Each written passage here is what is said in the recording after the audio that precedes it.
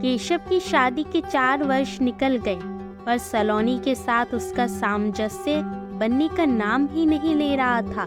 छोटी छोटी बातों में सलोनी अक्सर बुरा मान जाती।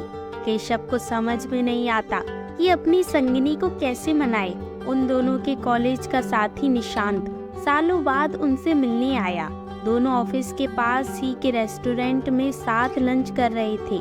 निशांत ने सलोनी से भी मिलने की इच्छा जाहिर की, पर केशव ने बात बदल दिया। इस बात पर उसे संदेह हुआ कि कुछ तो गड़बड़ है। बहुत पूछने पर केशव ने बताया कि वह खुश नहीं रहती है, बात बात पर नाराज होती है, मुझसे भी खुलकर बात नहीं करती और न ही किसी से मिलना जुलना चाहती है। आखिर मैं क्या करूं? कैसे खुश रहेगी? तुम तो अपनी परिवार के चहेते हो, चारों ओर तुम्हारा यशगान होता रहता है। उसके व्यक्तित्व को भी उभरने दो। पहले साथ वक्त बिताते थे ना, वैसे ही कुछ निजी समय निकालो। कहीं न कहीं उसे नजरअंदाज कर रहे हो, क्योंकि मैं जिस सलोनी को जानता था वो बेहद हंसमुख व मिलनसार थी। उसमें आए बदलाव के लिए बस तुम जिम्मेदार हो केशव, निशांत ने कहा। ठीक ही तो कह रहा है वह, इस बात पर कभी उसका ध्यान गया ही नहीं। 4 बहनों के बाद जन्मे केशव का बचपन अति लाड़ प्यार में बीता था। माँ बाबा प्यार से कान्हा बुलाते। बाहर का नाम भी उन्होंने केशव रख दिया था। सांवली सूरत और घुंघराले बालों वाला केशव अति मेधावी और सबों का चहेता था। बचपन में स्कूल, फिर कॉलेज में हर जगह उसकी मधुर व्यवहार और अलग से व्यक्तित्व के कारण उसे खूब प्रसिद्धि व प्यार मिला। और हाँ, लड़कियां भी दीवानी थी केशव की, पर उसने किसी से दिल न लगाया था सिवाय सलोनी के। दोनों की दोस्ती थी और शादी भी हो गई। पति के प्यार में कोई कमी न थी, पर जताने की कला से अनभिज्ञ था। ऐसे अनाड़ी साजन से एक दूरी बनती ही जा रही थी। सलोनी अपने 4 भाई बहनों में सबसे बड़ी थी। उसका कहा कोई नहीं टालता था। एक इसी बात ने उसे केशव के समक्ष कभी झुकने नहीं दिया। दोनों ही अपने परिवारों के बेहद लाडले थे, पर यहाँ सब केशव की ही पसंद की बातें करते, उसको ही खुश रखने के प्रयास किए जाते, जैसे उसके सामने सलोनी का कोई अस्तित्व ही नहीं है। केशव ये, केशव वो, क्या हो रहा था उसे?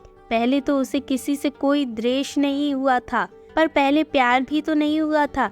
केशव को उसके मनोदशा की कोई खबर ही नहीं थी। वह अपनी ही दुनिया में खोया रहता। तब तो हद ही हो जाती जब केशव किसी के बनाए डिश की तारीफ कर बैठता। सलोनी को रोने का बहाना मिल जाता। मैं कुछ भी अच्छा नहीं बनाती हूँ, अब तुम मुझसे प्यार नहीं करते, आदि आदि। सबके बीच व्यस्त रहने वाला केशव पत्नी के मन को समझ ही नहीं पाया था। स्त्री का मन समझ सकना सबके बस की बात नहीं। उसे समझने में सिद्धहस्त तो बस कृष्ण ही है, एक संपूर्ण पुरुष, कंप्लीट मैन, जिन्होंने 2 माताएं, प्यारी बहन द्रौपदी, असंख्य गोपियां, प्रिय पत्नियों और कभी विलंग न हो पाने वाली राधा, सभी के मन को समझा और सबके हृदय पर एक छत्र राज करते रहे।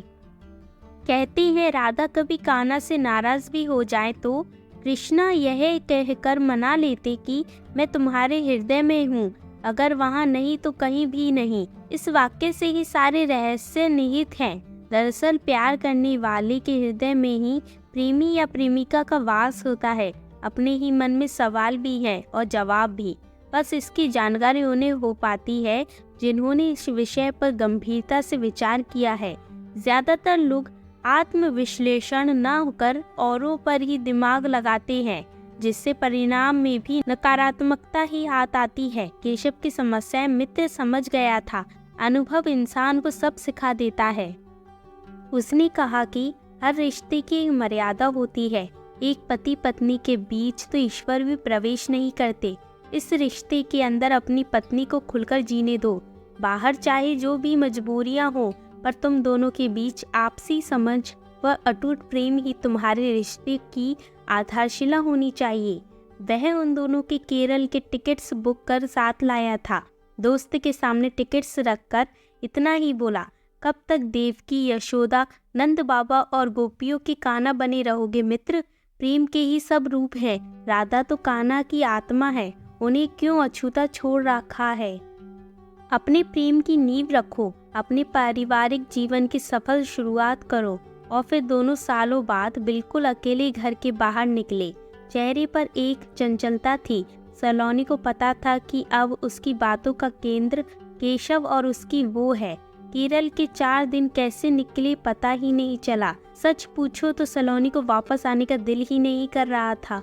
और हाँ, केशव ने ये समझ लिया था कि इस रिश्ते की भी एक निजता है। उन सीमाओं के अंदर बाहरी लोगों का प्रवेश वर्जित है। वापस घर आने पर सबको एक अलग ही सलोनी दिखी।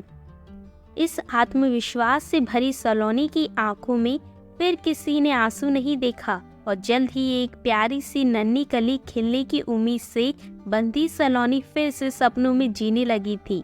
बस खट्टा खाने की ललक के बार बार रसोई में जाती सलोनी ने सासू माँ का दिल जीत लिया था। घर में फिर से कान्हा के बाल रूप के आने की खबर ने खुशियाँ बिखेर दी थी। माँ बाबा ने नन्हे केशव के आने का इंतजार भी शुरू कर दिया। पर केशव ने सलोनी की चाहत में अपनी चाहत ढूंढ ली थी और उन दोनों को गुड़िया चाहिए थी। इस बार उसने अपनी यह इच्छा सबके सामने रख सलोनी के हौसले को बढ़ाया था। कुछ महीनों बाद उसके आंगन में एक नन्ही परी का आगमन हुआ। केशव अपनी गुड़िया को बाहों के झूले में झुलाने लगा। उसकी दुनिया प्यार से संवर गई थी। हंसती खेलती छोटी सी प्यारी सी उसकी अपनी नन्ही सलोनी ने उसके जीवन को इंद्रधनुषी कर दिया था।